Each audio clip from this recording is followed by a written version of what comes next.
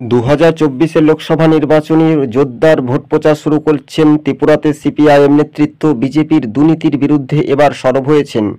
রাজ্য রাজনীতিতেই আগরতলার রাজপথ জুড়ে বামেদের বিশাল প্রতিবাদ। প্রতিদিন প্রতিবাদ চলছে, কেননা সামনে লোকসভা নির্বাচন, 69 দিনের মাথায় ভোট। রাজ্যের আইন শৃঙ্খলা পরিস্থিতি নিয়ে তীব্র কটাক্ষ করেছেন মুখ্যমন্ত্রীকে। এই মুহূর্তের সবচাইতে বড় খবর, big breaking news. Sabujbanga news আপনাদের সঙ্গে প্রতিবেদনটি তুলে ধরেছে। সকাল বললে দিন কেমন যায়, আবহাওয়াতে পরিষ্কার বলছে। বিজেপির বাইক বাহিনীর বিরুদ্ধে তীব্র কড়া সমালোচনা করলেন প্রাক্তন মুখ্যমন্ত্রী কমরেড মানিক সরকার।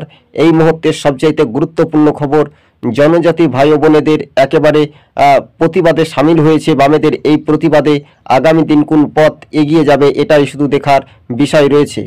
আপনি যদি আমাদের ইউটিউব চ্যানেলের সঙ্গে নতুন দর্শক হয়ে থাকলে চ্যানেলটিকে সাবস্ক্রাইব করে সঙ্গে থাকবেন। রাজ্য রাজনীতিতেই সামনে লোকসভা নির্বাচন। উত্তর পূর্বে রাজ্যে ত্রিপুরাতে এবার সিপিআইএমের লাল ঝান্ডার দাপট একেবারে স্পষ্ট। রাজ্যে নেই কোনো চাকরি, বেকার, যুবদের কর্মসংস্থান নেই, এই নিয়ে তীব্র কটাক্ষ করেছেন বিজেপির বিরুদ্ধে সিপিআইএম।